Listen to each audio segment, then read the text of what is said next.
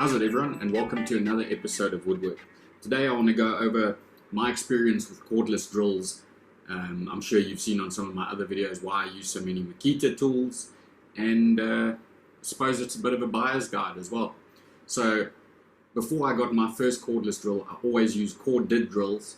I suppose I got used to the power they had. The batteries never went flat, so those were the days before lithium-ion batteries. I think my first drill I bought was a Ryobi. It was a 12 volt, but it was a NiCad battery.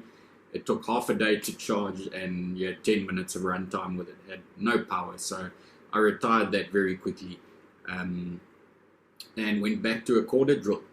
For the sake of not making this look like a Makita advert, I'll tell you quickly why I now use Makita drills and tools in general.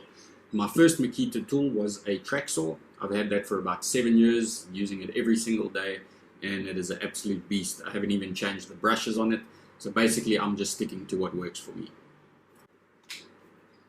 So when buying a drill, you'll notice that there's two different types. There is the short little ones like this, which are called impact drivers.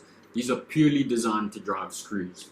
They will only accept hexagonal bits like that, and basically they make a hell of a noise, and what causes that is a rotational hammer action, if you will. So it's basically like putting a spanner on a nut and hitting it with a hammer. That added leverage just is designed for driving screws. So the only reason I have both is so that I can drill holes with this one and drive screws with this one and not waste time by changing bits.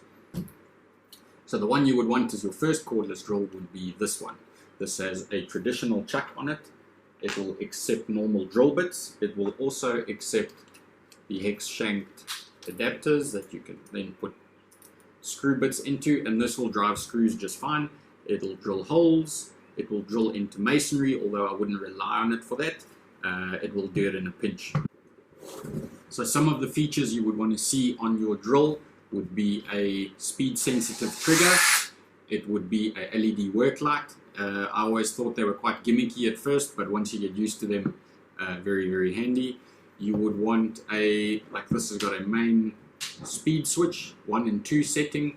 It has a collar here with numbers from 1 to 21. That is for the amount of torque it will apply.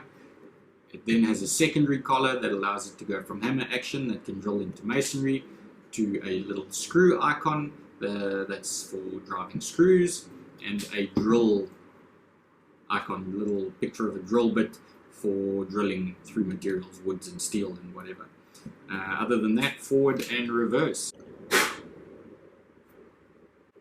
Something you will also see mentioned is whether the drill is brushed or brushless. So that refers to the motor, whether it has brushes or not.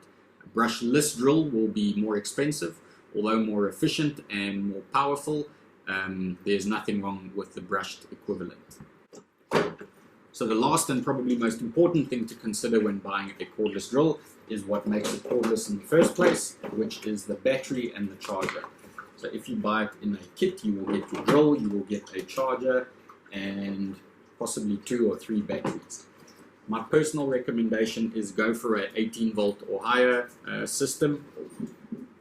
I know there's still companies that make 12 volt systems, but I think they will be phased out in the years to come.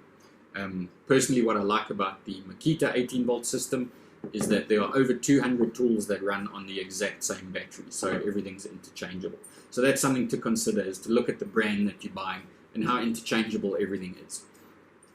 So battery sizes go from, these are 1.5 amp hours, which is generally what will come with your kit.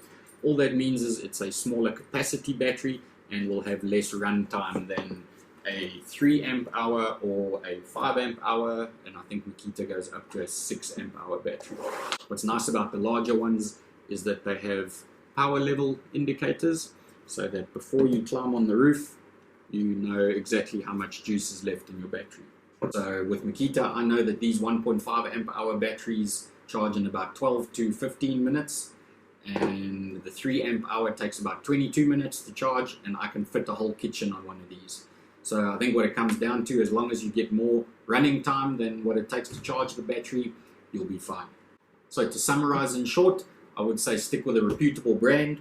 You need at least 2 batteries, 18 volts or higher. You want something that charges quickly, and something that comes in a case doesn't hurt because you've got somewhere to throw all your drill bits and keep everything together.